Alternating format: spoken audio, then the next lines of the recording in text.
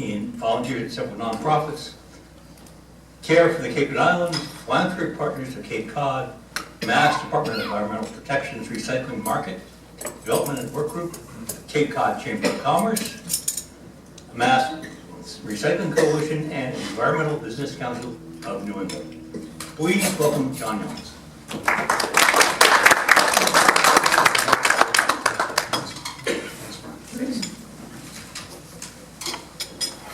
Hello, everybody. Thanks so much for having me. Thank you, Brian, for the lovely introduction, and thanks for the invitation, George. I'm really excited to be here, and I'm also very glad to have my colleague, Chris Galazzi, joining us, who can answer the questions that I can't, because I'm anticipating, especially with this audience and your background, that there's going to be lots of tough questions, and we welcome them. So I'm just going to dive right in, because I have really just way too many slides, and some of them I'll fly right by, and we can revisit if there's questions. And this deck will be circulated with afterwards, and there's ample citations and references and URLs located in there, so folks who want to do their own research or fact checking, try and make it easy to do that. So I'm here to talk about solutions to the global waste plastic crisis. And, I think, Google's your friend. Go out and look, and every single day, every time I do this presentation, I can get fresh news on the impact of plastic on our lives and on the environment. This is not going to be that presentation to tell you all about the evils of plastic. I think we all know the challenges.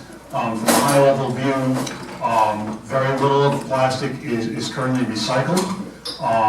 There's 8.3 billion tons of it out there, and almost every bit of plastic that was ever produced is still with us in some fashion.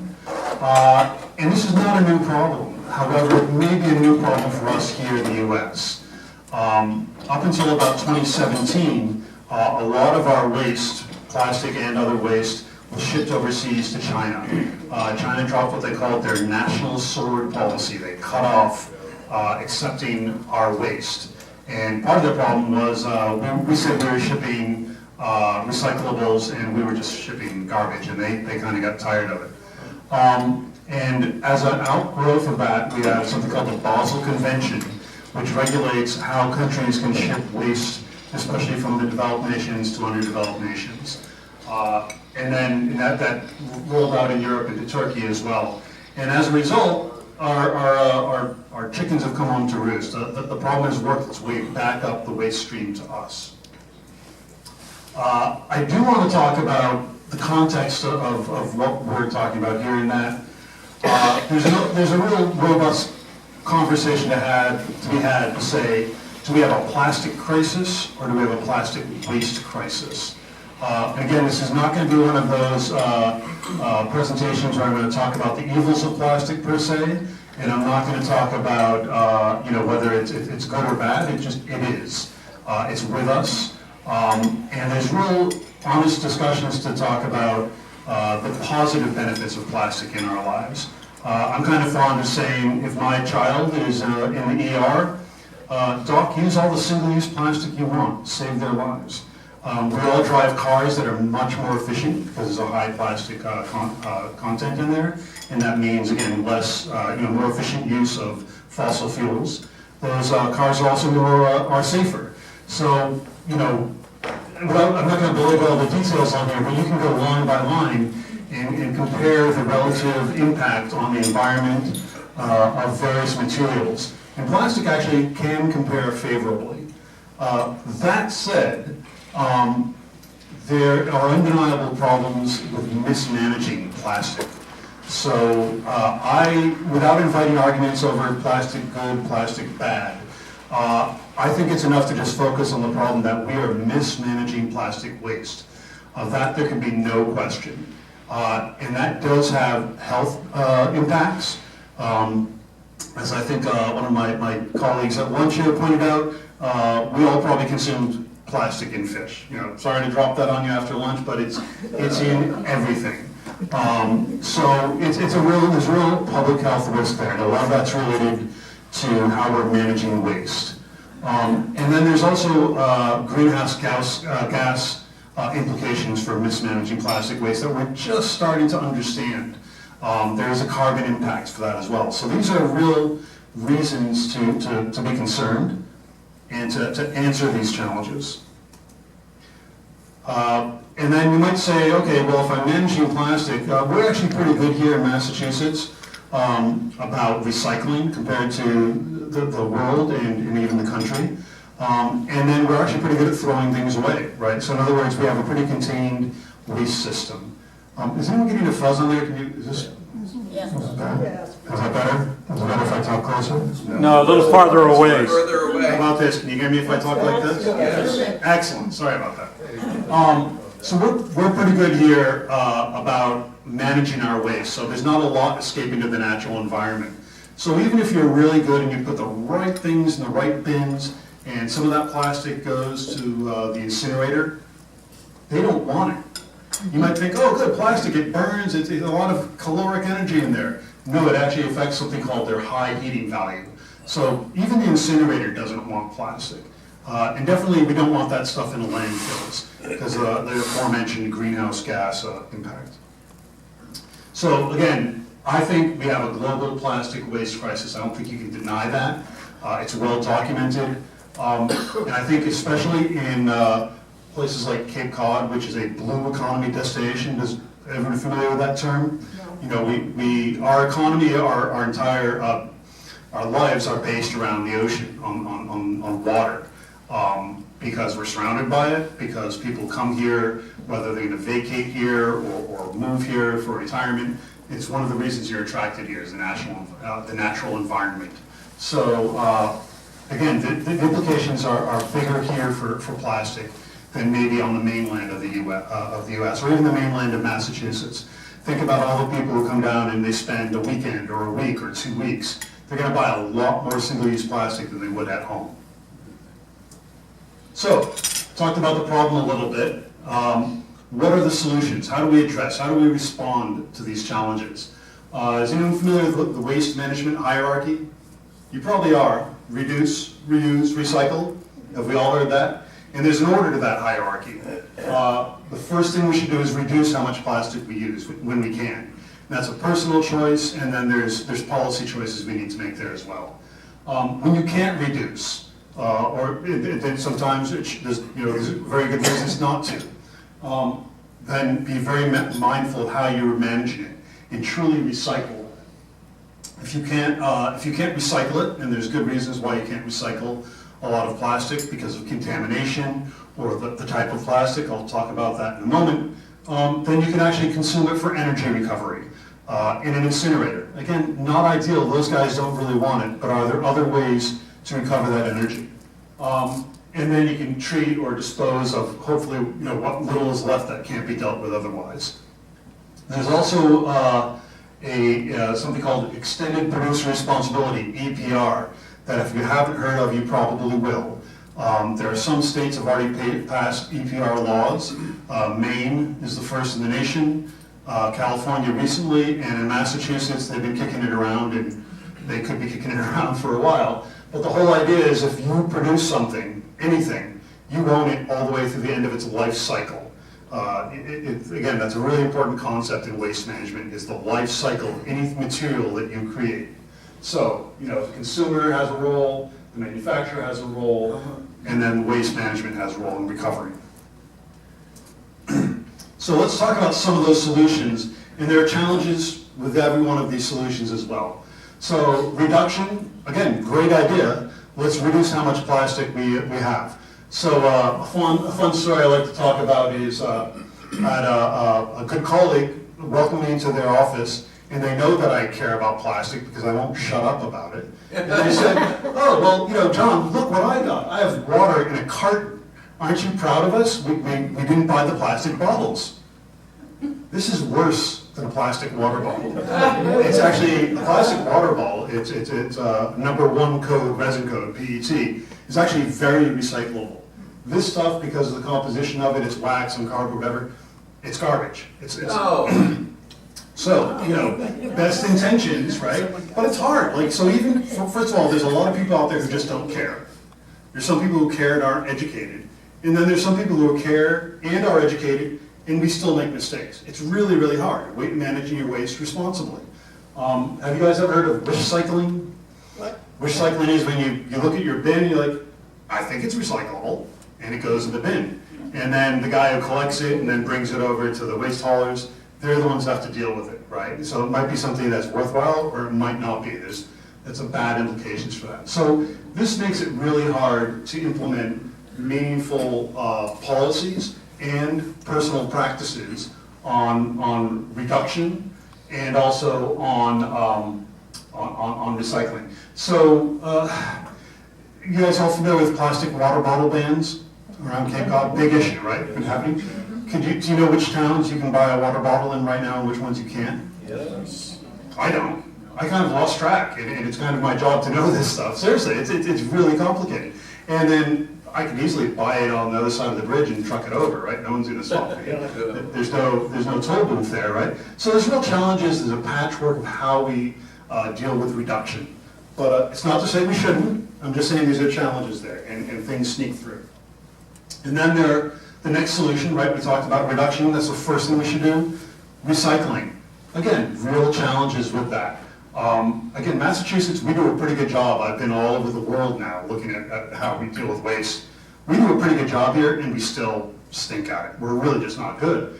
And there's reasons for that. One is that there's not a lot of demand for certain types of plastic. I'll talk about that more in a moment. I talked about wish cycling. There's also something called PAYT, pay as you throw. You're familiar with that? Means, okay, if you recycle it, you don't have to pay. If you put it in the blue bag and you throw it away, I have to pay for it. Well, that's an incentive to kind of wish cycle and say, well, if I have in doubt, I'm going to put it in the recycling bin because I don't have to pay. Get rid of that, right? And landfill and incineration costs are going through the roof. Right now, if you have a ton of anything that you want to bring up to CMAS, which is the incinerator right over the bridge, $120 to get rid of that. That's basically a record for the country. We're running out of landfills, we're running out of incinerators, they ain't making anymore. Those trucks start backing up at CMAS, midday in the summer, and a lot of them get turned away. And what happens if your waste truck is turned away? You drive around in circles till the next day. It's crazy, right? So what does this mean to you? It's not just like it's not great for the environment or your health. It's also it hits your pocketbook. Again, go talk to your DPW, and you've bought a dump sticker, I'm sure, or whatever else. It's all only going up, right? Massachusetts has a solid waste plan, lots of great data in there, talking about exactly how this flows up to you. So I talked about recycling and the challenge there. Is anyone familiar with these recycling symbols, 1 through 7? And I put, quote, recycling symbols because, and again, I won't go into detail on every single one of these, but the important takeaway is if you have these, they're actually worth money. You can bring these down to North Carolina and sell them for about $100, $120 a ton, and they'll get made into a fleece or a Trex decking or something like that. If you have any of this stuff, it's worthless. You have to pay to get it taken away. So again, where's the incentive to collect that stuff and haul it away? Not a strong incentive. Once in a while, 5s, just to be really clear, there's some spot markets for that. But what happens is if you run a recycling yard, you're going to stash that stuff and wait for the market to peak. It's like going to Vegas. It's like, well, I may make money on this if I hang it on until August. Or you might lose your shirt and you've been paying to store it. It's, again, not a really sophisticated economic system. And then there's durables. So we talked about single-use plastic. There's a lot of durable plastic as well. Again, think about your car. Think about these various things. Those are not getting recycled at all right now. Those are just going to landfill. They're too hard. They're not really recyclable. So, does anyone know Sporky? Come on, anyone has kids or grandkids? So that's the only reason this slide is there, because I like Sporky. And I think we're kind of at a plastic fork in the road. Where do we go? So fortunately, I'm going to make a little plug for some of my favorite nonprofits. Cape Cod is blessed and sometimes cursed with crazy amount of nonprofit organizations. A lot of people like to do good here, which is great and sometimes challenging. We talk about the patchwork of land Can organizations. you try a little further from the mic? Oh, I'm sorry, am I fuzzing out again? Yes. Oh, my apologies. How's that? Is that better? Good? More distance. More. More distance, even more. How's that? There you go, that, yeah. Okay. Feels better. I almost don't need the microphone, but I think we're recording, so. So on the Cape, we're blessed with a large number of nonprofits doing really excellent work in waste management and recycling. I happen to volunteer with one called Care for the Cape and Islands. I urge you to go check them out if you want to volunteer. John Mugridge over there volunteers with them and again is doing great work. Recently got a grant from NOAA, the National Oceanographic and Global Administration, to reduce single-use plastic in restaurants in particular. So a really worthwhile program, check it out. There's lots of others here as well doing really cool stuff that you should check out. There's the Center for Coastal Studies up in Provincetown, which does a lot of marine debris collection, and they also analyze it. So where is this stuff coming from? Are we seeing a lot of McDonald's straws? Let's go talk to McDonald's. Cape Cod Anti-Litter Coalition, Mass Recycle, a whole bunch of really worthwhile organizations. So, the reason I'm here, wearing my Clean Seas name badge, is that I'm here to talk about one of our solutions. And it's one of our solutions. This is not the solution. We do not believe there's any one solution to this problem. It's just too big and too amazing. But there's something called, has anyone heard of chemical recycling or advanced recycling? So that's a terminology thrown out there. It's polymer deconstruction. It's basically taking plastic, putting it under high heat, high pressure, no oxygen. So if there's no oxygen, it can't combust. Breaks down into solid, liquid, and gas, right? Sometimes it's called chemical recycling. Sometimes it's called monomer recycling. Personally, I never call it recycling because recycling is higher up on that hierarchy. Again, we only want to be doing this with stuff that we can't mechanically recycle. There's good science that the highest and best use is to first mechanically recycle. And there's a diagram on here, and we can come back if you want to know more details, but essentially it's you sort, you make sure you have the right stuff, you put it in high pressure, you can take the gas that you produce, circle it back and use that to generate heat, so it's very efficient. You're not generating, you're not taking a lot of power off the grid. And so if you give me a ton of plastics, I can give you about 60% of that back in oils. And those oils can go back into new plastics, or sometimes if they're not suitable for that, they can go back into fuel. And we're also working on ways to take that gas and convert it into hydrogen, because we believe that's the energy of the future. We can't really do hydrogen efficiently now, but we are working on that, but the rest we can do tomorrow. So who am I? I talked about Clean Seas. We're a publicly traded company. We're essentially a startup. We started about 3 years ago. We raise money from investors who care about, ESG investors we call them, right? They care about the environment and society and governance. We have a commercial facility operational in Morocco. We're doing our research and development in India. And we have projects on the boards here in the US. Our first project will open in West Virginia next year. We've just gotten a loan guarantee from the state and we've got our funding, so we're going ahead. It'll take us about a year to get this thing up and running. We're also working on additional sites. We'd love to do something in Massachusetts. I'll talk about that in a moment. And our background is in clean energy. Wind and solar. Our CEO and founder is a wind and solar guy. He calls us Clean Seas because he spends a lot of time on the water on a paddle board, bumping into plastic and swearing his head off. So he decided we need to do something about it. We also we're creating something we call the Plastic Conversion Network, because we believe a challenge this big needs a really big response. We need to respond at scale. So again, think about facilities spaced around the world that can collect plastic from a wide area, starting at 100 tons a day of processing capacity. And then we can address, some places are not as good as others about separating or collecting their plastics or managing their waste in general. So this is a way that we can load balance and pull in and have a reliable stream of what we call feedstock, plastic feedstock for our process, and then also distribute these things where they need to go, and also be compliant with the Basel Convention, which really limits, again, you can't just take plastic and send it wherever you want. Let's talk about the Basel Convention very briefly.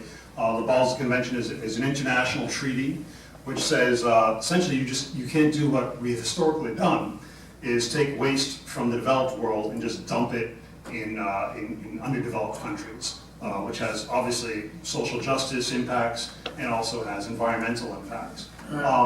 We comply with Basel by having certifications that show that we are going to responsibly deal with the waste we take. We actually, we don't deal in waste, we deal in feedstock. By the time we're taking something from someone, it has value. And that's a really important part of how we're going to solve this problem, is by creating value from things that aren't valuable right now. Our investors care about things like the United Nations Sustainable Development Goals. Is anyone familiar with these at all? It's basically a way to align. And so if you're an investor yourself, and if you care about things like the environment, you might want to check out, like, what are you doing? How do you comply with the United Nations Sustainable Development Goals? And if a company's certified to be doing that, you know you're making a responsible investment. So let's go back to pyrolysis just a little bit. As I said, the technologies we put in mixed plastics, we take only the 4 through 7s, because remember those 1s and 2s I said, they have mechanical value, so we are leaving those to the mechanical recyclers. What about the 3s? 3s is PVC, it's kind of poison, we can't deal with it, mechanical recyclers don't want it, no one wants it. PVC is probably on the way out. It's being regulated out, the EPA is taking a hard look at it right now. What comes out of that is syngas, which is a synthetic gas, which is going to include hydrogen, and we've branded, we call it Aqua H. I won't go down this rabbit hole, but there are different colors of hydrogen you might have heard. There's green hydrogen, which would be from electrolysis, meaning there's no fossil fuel component at all to generating that hydrogen. And there's black hydrogen, which means you're burning coal to get hydrogen, so why?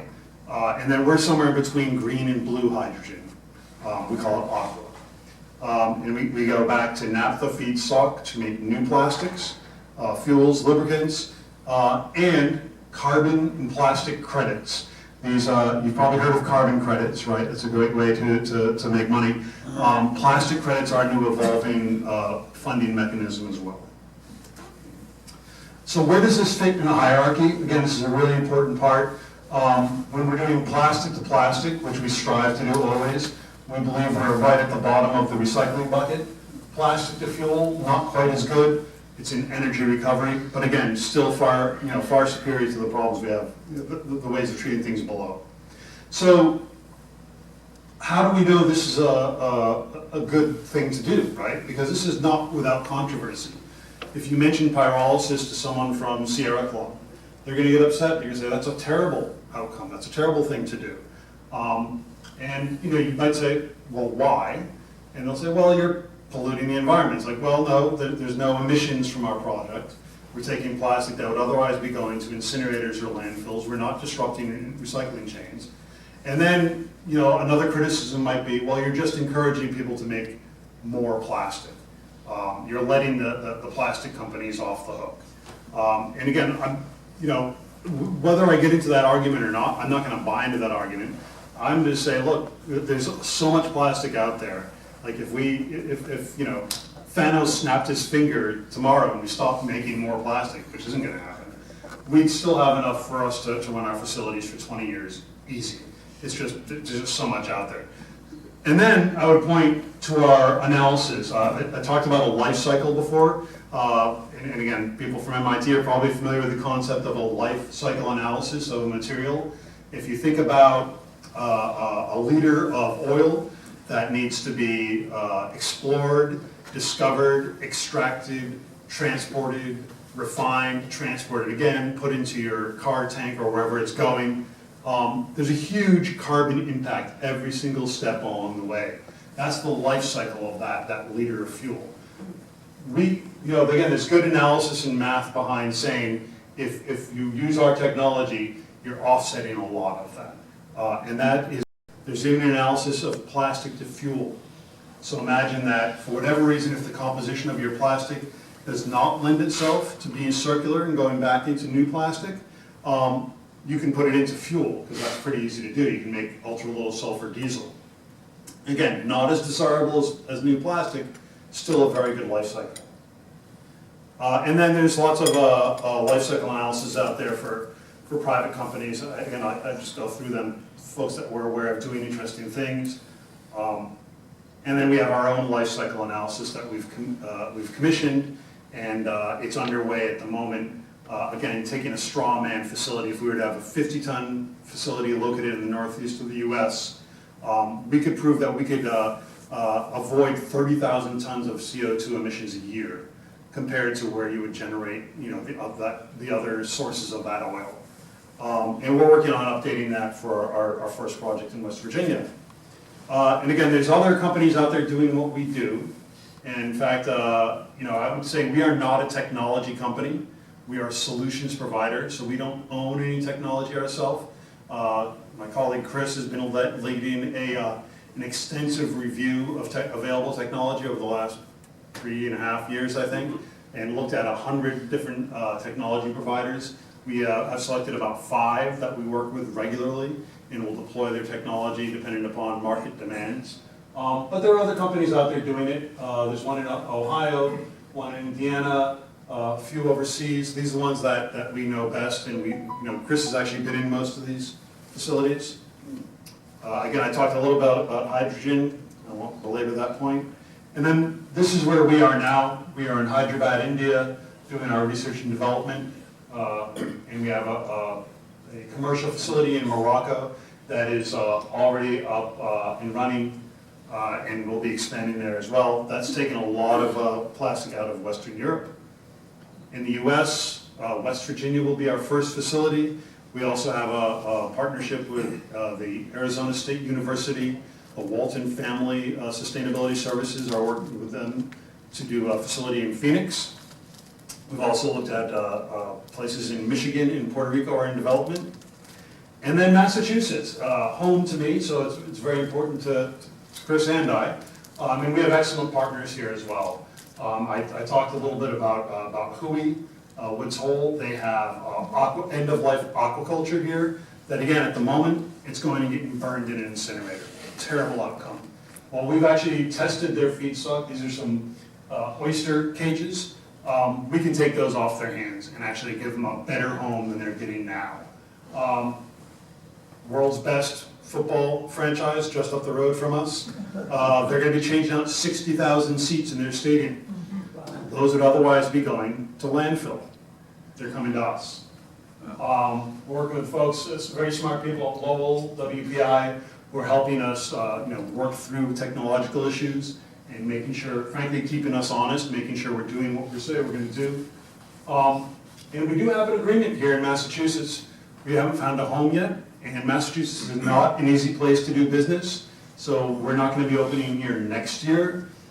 When are we opening up, Chris? Year after that, maybe? I hope so.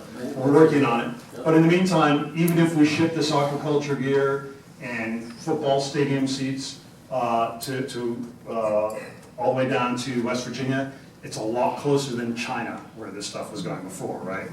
So what are the benefits? I think I've made a good environmental case, I think. So we're diverting plastic from landfills.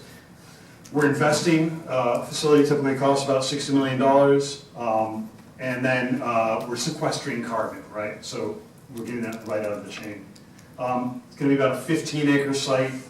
Again, I won't dive into the details unless you want me to on what a facility looks like. But there's what a facility looks like. It could be an urban office park. This is an actual operating facility in Akron, Ohio. You walk right by it, you wouldn't even know something's going on in there.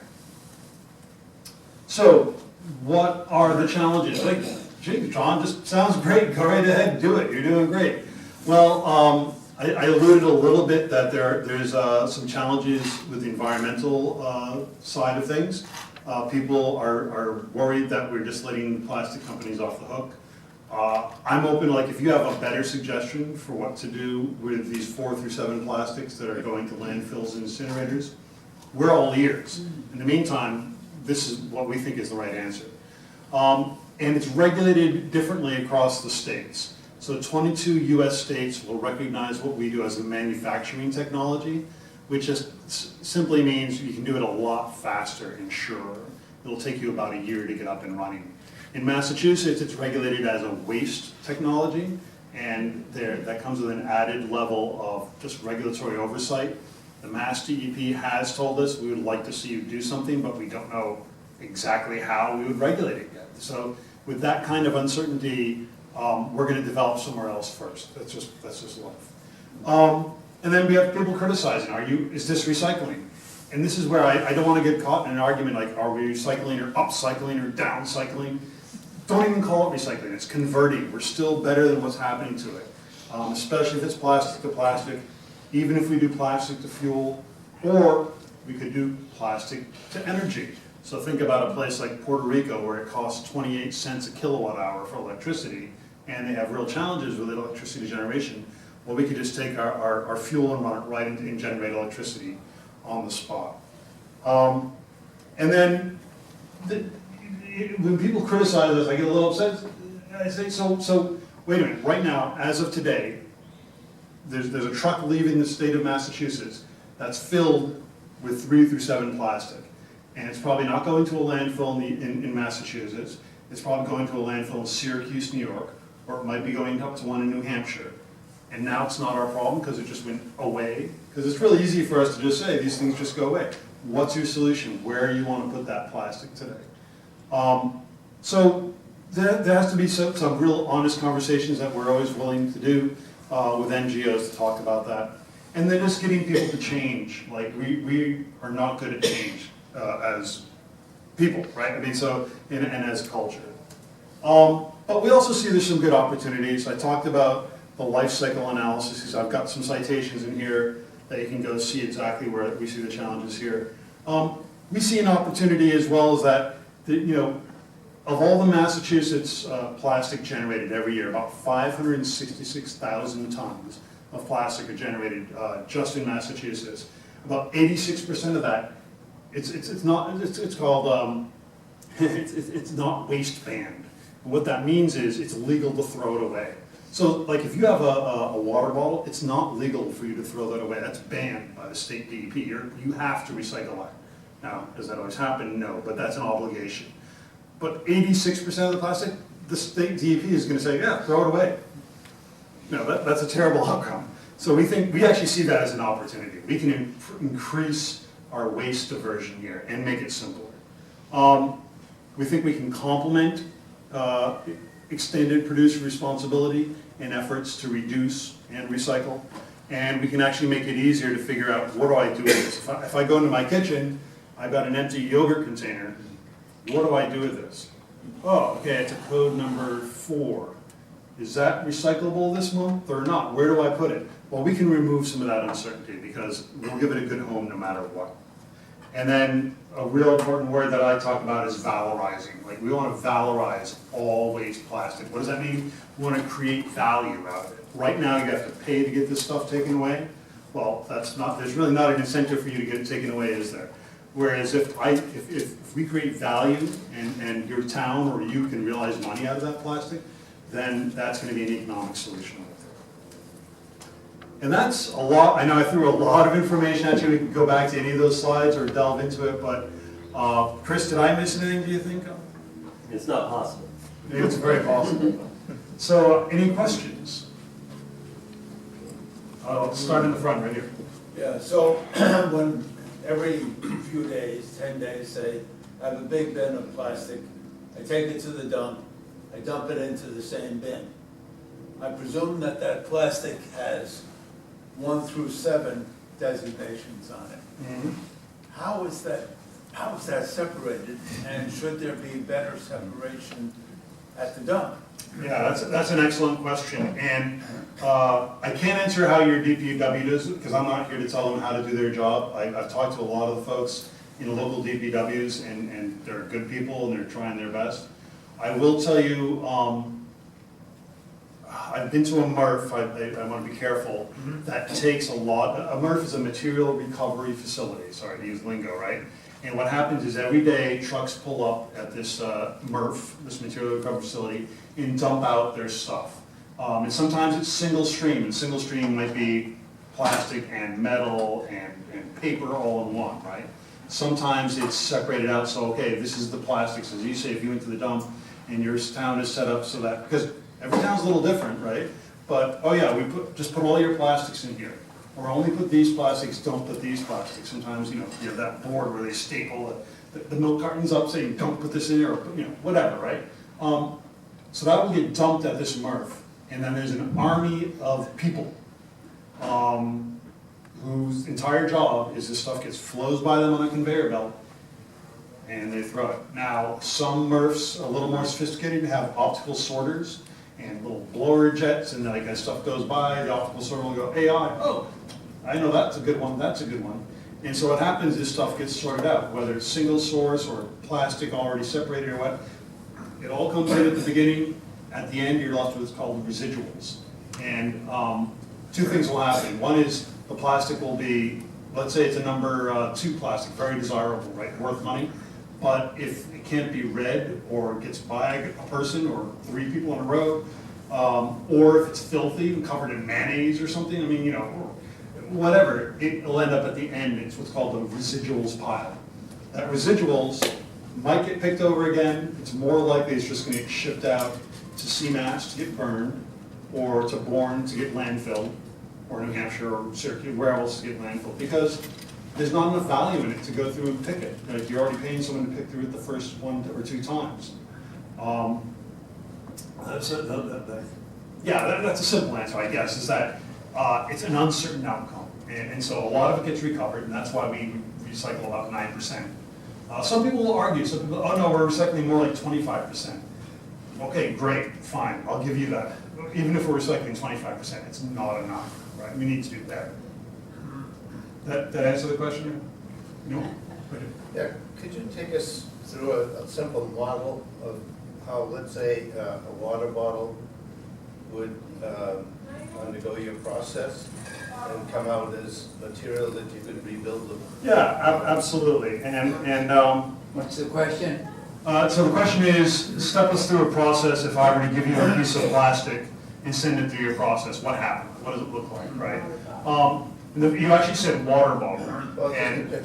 Well, so this is interesting. So water bottle happens to not be a good for our process. Water bottle typically is a number 1, and so it has good mechanical. So that's one of the reasons we don't want it. It has a high oxygen content. Is that right? Yeah, polyethylene terephthalene, and it has too much oxygen, and it does not create a beneficial oil for us, and so it's not it doesn't create high value oil, which creates a low economic outcome for us on a product side, and there's a better outcome for it because it makes fleece and rugs and other things in mechanical recycling, so it has a high mechanical value.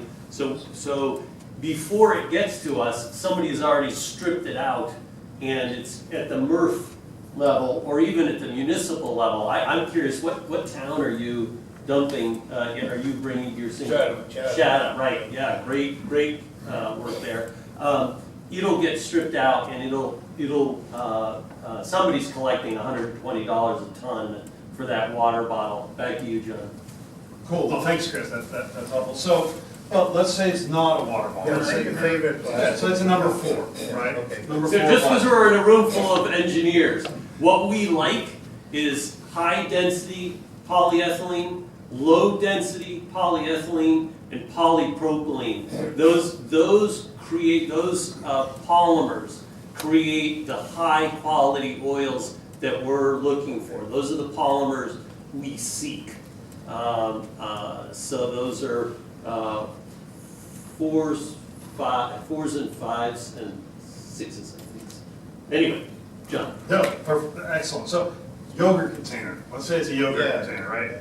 Or a black Chinese food container, right? Because black it does not play well with optical sorters. So black plastic is not recyclable, not because of what's in the plastic, just simply it doesn't flow through most systems properly, right? So it gets brought to us, it's collected, gets transported, it probably gets sorted in a MRF ahead of time, right?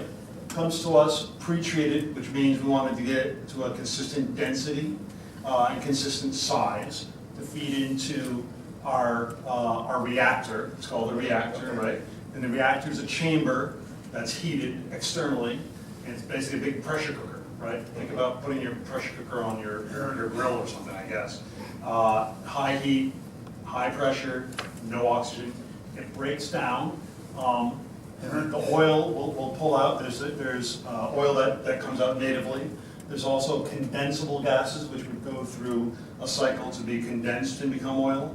There's non-condensable gases, which we capture and we either use in the process, or if by the nature of the feedstock we end up having excess gas, we can actually capture that and sell that as well.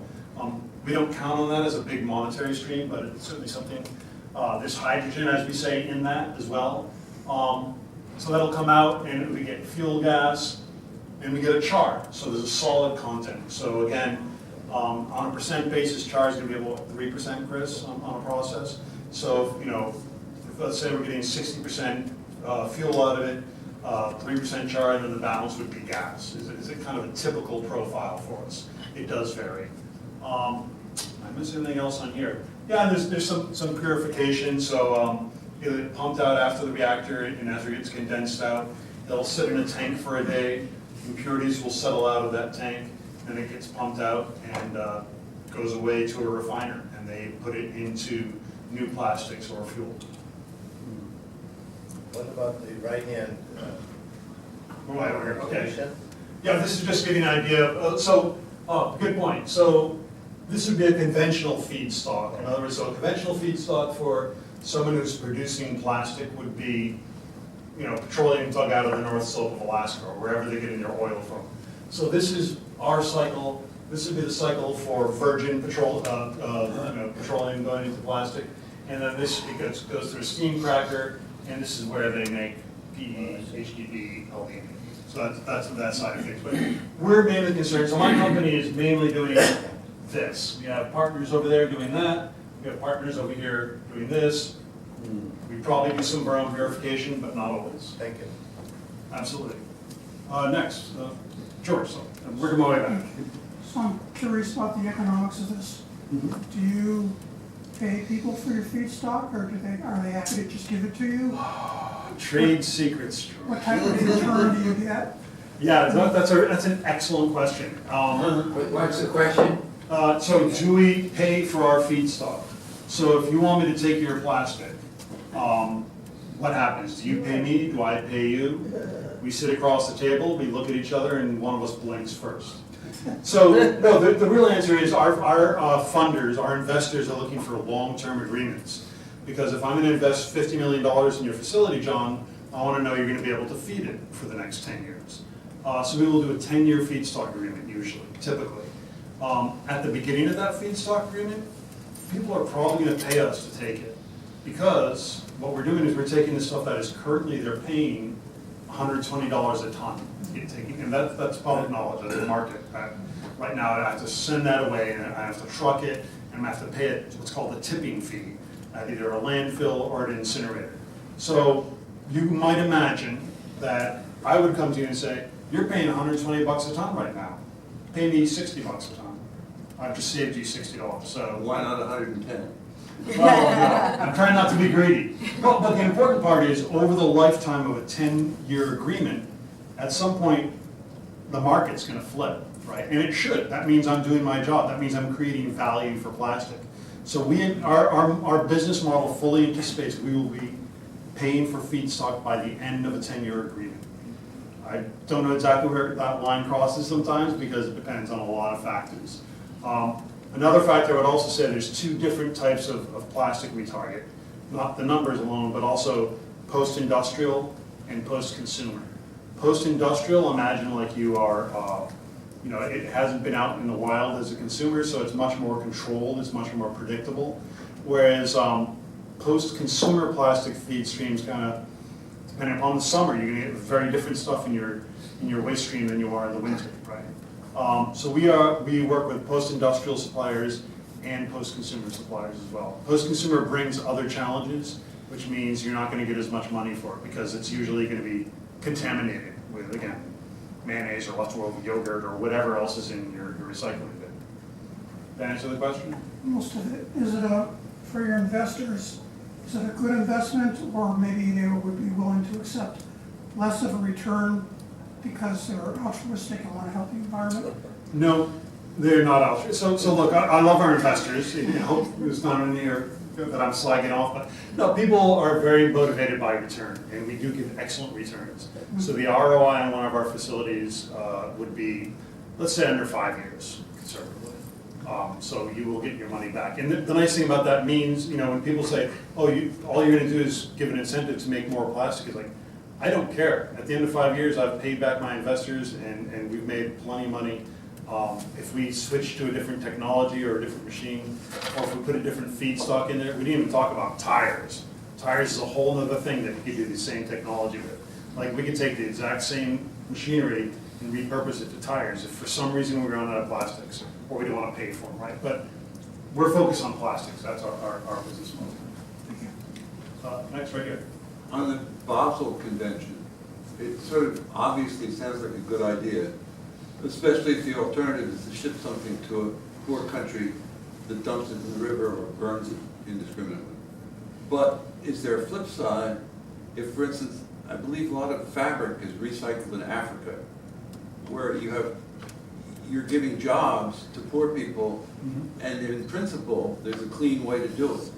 Can they get an exception to that, to accept materials for that? Yes, so I think I shared there's a certificate I show you. We have a certificate that allows us to take, like that one example was from Ireland or England, or Wales maybe, I can't remember, but that allows us, because we're responsible with it on the other end, and we're employing people in Morocco. So we're creating jobs in Morocco for plastic, for example, by doing just that. But the Basel ensures that there's a certification and that there's a responsible supply chain in there. You know, that said, I'll tell you right off the bat, you know, where were we in Michigan and having a conversation with a major plastic recycler. And I was like, you know, oh, I know everything about your business because I know about the Chinese sword. And they're like, well, you know, this stuff still gets to China. I'm like, what are you talking about? I said, well, we ship it to Malaysia now because and Malaysia pulls out the good stuff because labor is even cheaper there. They ship it to China, and then what do you think they do with the stuff that's not worth it? Out the back door, the ravine, into the river, and ends up on our beaches eventually, right? So it's like, there's, international treaties are awesome, and I'm glad Basel exists. It's not airtight, and it's not, you know, the be-all and end-all. And as you say, there's some unintended consequences because, you know, are you going to pay someone in Western Europe to do a job that, you know, is actually more desirable in Morocco, right? People want that job in Morocco. Other questions? John? Yeah, John, thank you very much. This is very informative. Last year in Rhode Island, a pyrolysis facility in West Warwick was proposed. Yep. It got through this planning zoning, and the state stepped in, and I think we were getting ready to enact a state ban on anything using pyrolysis. Is that common, and why are people so scared of it? Yeah, that's a good question. So first of all, that was a medical waste facility, which I think is what really triggered people. I did watch some of those hearings, and I wasn't really impressed with the presentation. In other words, I think they were talking more about us and not about us, right? In other words, like, where is the real benefit to the community? Because medical waste needs to be treated as well. That's not us, but you know, someone's got to deal with that stuff, and there's a better way. So yes, we do absolutely see those headwinds. The Northeast, we're you know, again, we're blessed and cursed with a lot of people who care passionately about issues and get involved, and sometimes, frankly, in my opinion, are misinformed. So people are, for example, I've heard people say, are you going to create PFAS? Right, because that's big, everyone's scared about PFAS now. No, we're not. That's not what we do. So, you know, just to be super clear, our process, there's no air emissions. So technically, the EPA will regulate us as a minor source of air emissions. But that's the same as any I don't know, any manufacturing facility of any type whatsoever. If you're gonna do something, they're gonna measure, a pump, and a pump isn't running, like that generates emissions, right? So yes, there's emissions, but it's not a major source, or not a heavy industry. You wouldn't walk by and go, oh my God, that, look at the smoke coming out of the thing, or smell, or, there's no air emissions, there's no water emissions.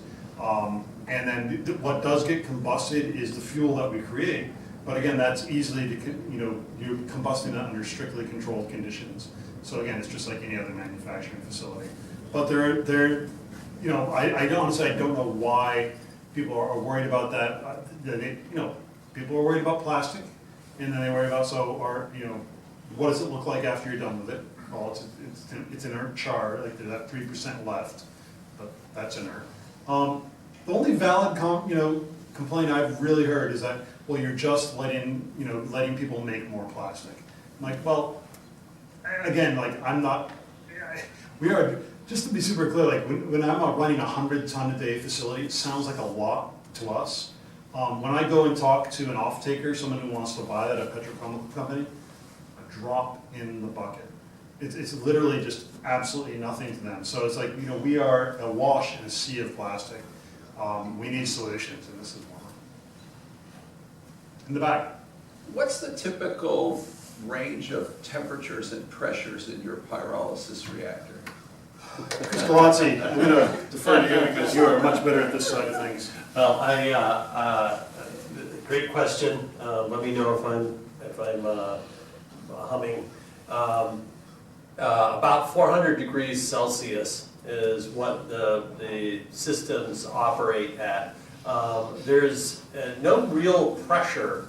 It's a slight negative pressure just to keep the gas in. The pyrolysis, we're not breaking down the polymers into monomers because of a pressure.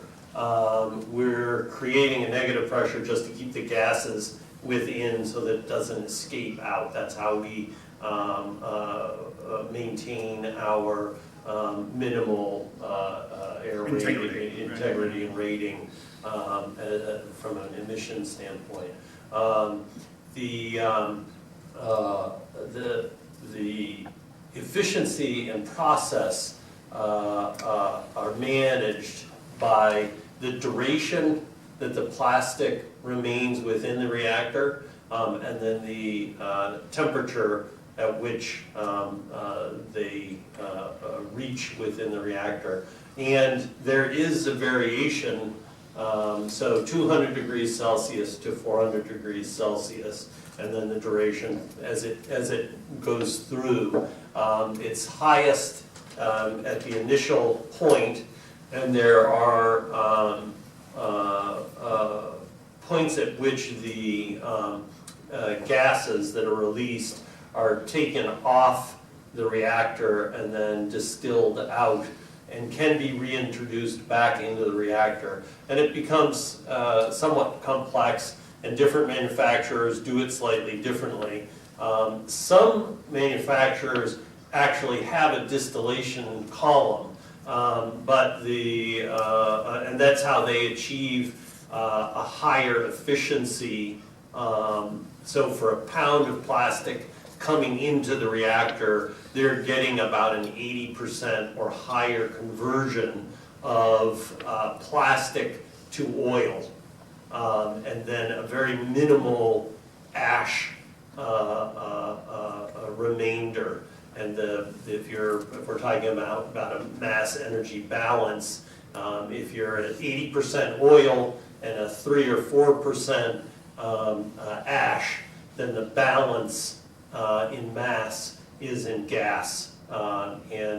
So different systems have different efficiencies, and different capital expenditures. And so we're trying to balance, some of the systems. I won't get too specific because I'd have to sign an NDA with you, and but I can speak generally with you.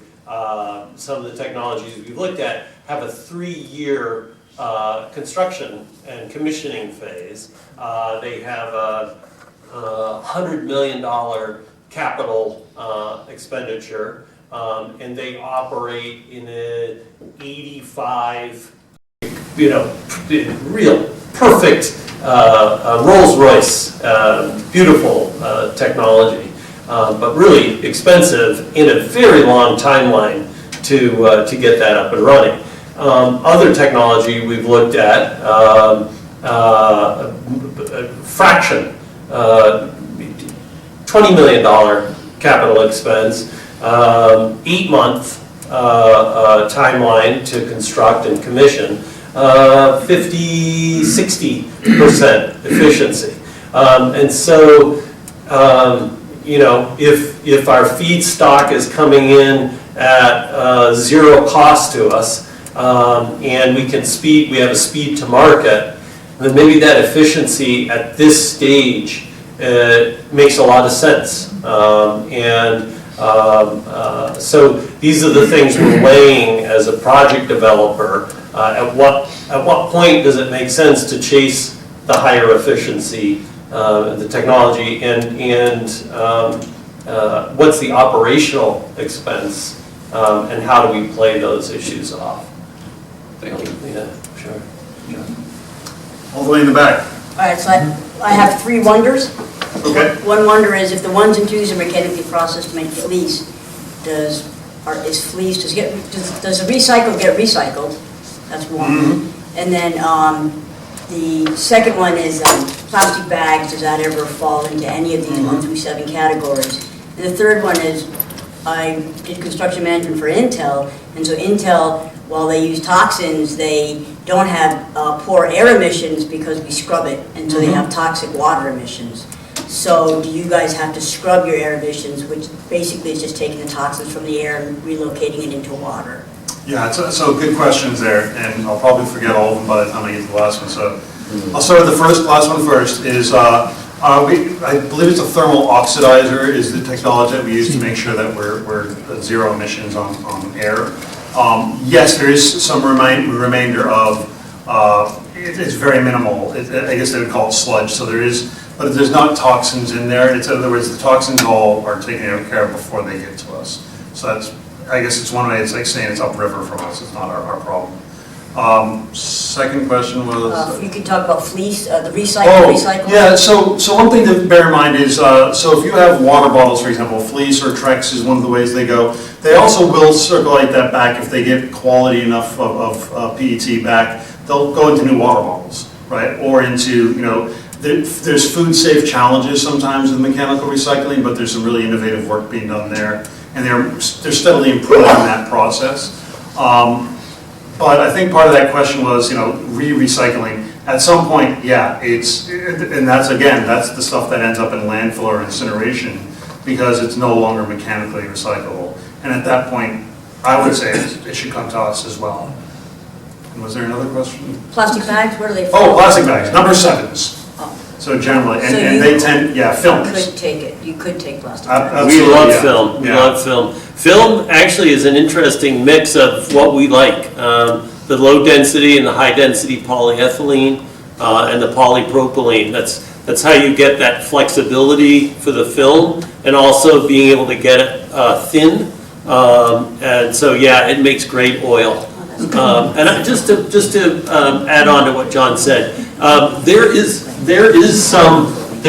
water that comes at the end of our process, but we process it, we clean it. There is no contaminated water that comes out of our system. We're not leaving contaminated pools. We process. And in fact, in Arizona, we have a system designed where we will reuse our water. So we'll reprocess it, we'll clean it, and we'll reuse it. So yeah, there's not a contamination of it. We're constantly taking out what's produced as part of our manufacturing, making sure that we're keeping track of it, and then disposing of it in the ways that it should be. Yeah, the water is essentially a closed loop primarily for cooling. So it's not generally taken on impurities. We're going to talk about oil coming out of it. What is the oil used for? So we call it pyrolysis oil as our product, essentially, right? And that oil goes to typically an off-taker, say a Shell, for example, might take our stuff, and they'll bring it back and they'll crack it, right? So that's where you get to that steam cracking side. And when they crack it, then they'll put it back into new plastic mostly. Sometimes some of it might end up going to fuel, but again, if we're doing our job right, it's mostly going to plastic. Right here. You mentioned how your volume is such a tiny drop in the bucket to giant companies like Shell. The question obvious, why would they take the risk? Yeah, excellent question. It simply comes down to environmental credits. So they are strongly incentivized by the DOE and also by carbon credit markets to offset. They do something called, they call it mass balancing, which is not our the way we talk about mass energy balance, but they will balance like, okay, if we're producing so much and we can get credits against that. Some of it's window dressing, some of it's like just really enables them to do what they need to do because they're getting those credits in other ways as well, so it supplements their credits. And it's a story they want to tell. So it's a hidden subsidy.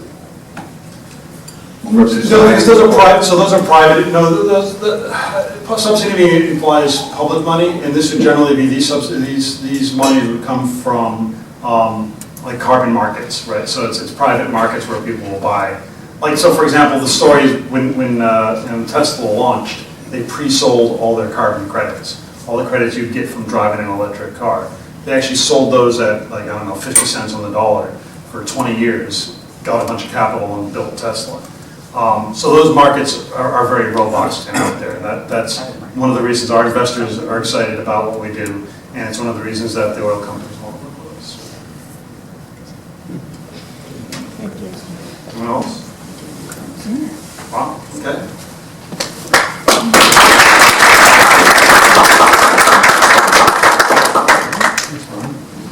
Thank you, John. And as has become our habit, Chris, had we known you're coming, you would get one too, but. I can share. Oh, well, it is a pair. Send us to my cheap wine glasses. Oh my goodness, thank you. Thank you very much. And one final comment, please drop your name tag off on the way in. Recycled, this is recycled plastic. Good. Thank you very much.